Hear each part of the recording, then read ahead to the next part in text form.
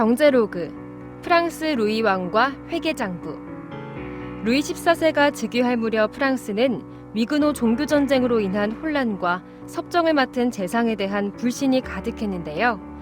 이러한 배경은 절대 군주제에 힘을 실어주었고, 루이 14세는 중상주의 정책과 식민지 확장으로 프랑스를 유럽 강국의 반열에 올려놓았습니다. 그의 곁에는 항상 재무총감 콜베르가 있었습니다. 콜베르는 중상주의 이론가로 익숙하지만 사실 그는 금융집안 출신의 실력 좋은 회계사였죠. 복식부기 원리에 따른 정교한 국가회계를 개발했고, 국왕이 왕실 재정과 세수, 무역 수출입 등 국가 재무에 능숙해야 한다고 주장했습니다. 그래서 콜베르는 루이 14세를 위한 휴대용 회계 장부를 만들었습니다. 회계 연도가 끝날 때마다 다양한 기록을 합산해 그해 최종 예산을 집계한 수첩이었죠. 또한 5년, 20년의 국가 세입을 비교한 기록까지 콜베르는 적어도 20권의 휴대용 노트를 제작했습니다. 루이 14세는 고위 관료를 만날 때나 감독관 보고서를 검토할 때 아마도 이 회계장부를 참고했을 겁니다. 하지만 스스로를 신이라 여겼던 루이 14세는 점차 과시와 독단에 사로잡혀 전쟁 광으로 변하고 베르사유 궁전의 사치에 빠졌습니다. 이제 회계장부는 왕의 방탕한 일상을 기록하는 거추장스러운 장부가 되어버렸습니다. 콜베르가 사망하자 루이 14세는 제2의 콜베르를 원하지 않았습니다. 이후 프랑스의 국가 회계 기능은 마비되었고 결국 파산에 이르렀죠. 프랑스에는 또 한 명의 왕이 회계장부와 씨름하며 곤욕을 치렀는데요. 바로 프랑스 혁명 때 단두대의 이슬로 사라진 루이 16세입니다. 루이 16세는 영국과의 7년 전쟁에서 패하자 그 원인을 불안정한 국가 재정으로 판단했습니다.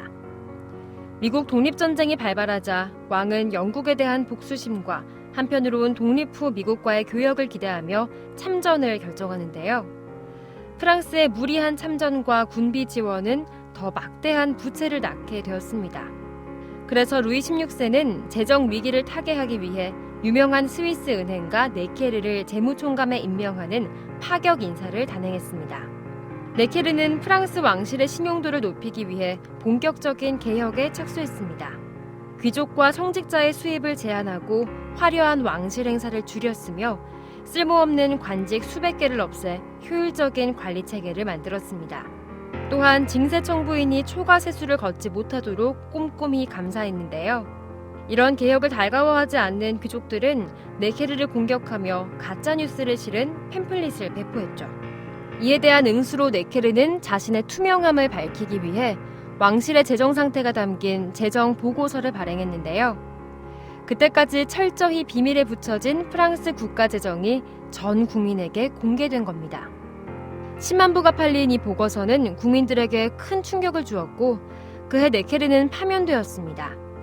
하지만 그가 떠난 후 개혁이 미완에 그치면서 루이 16세는 국가 파산 상황을 보고받았습니다. 왕은 어쩔 수 없이 네케르를 다시 재무총감에 임명하게 됩니다. 복귀한 네케르는 새로운 세금 밖에는 해결책이 없다고 판단해 루이 16세에게 3부회 소집을 설득했는데요. 이미 왕실의 호화 사치와 미국 독립전쟁 지원이 불러온 재정위기를 알고 있던 제3신부는 국민의회를 결성하고 이후 그 분노는 프랑스 혁명으로 이어졌습니다.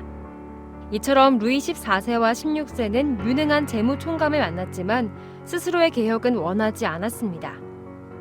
하지만 그들이 라이벌로 지목한 영국은 이미 투명한 회계와 왕권에 대한 견제가 자리 잡고 있었죠.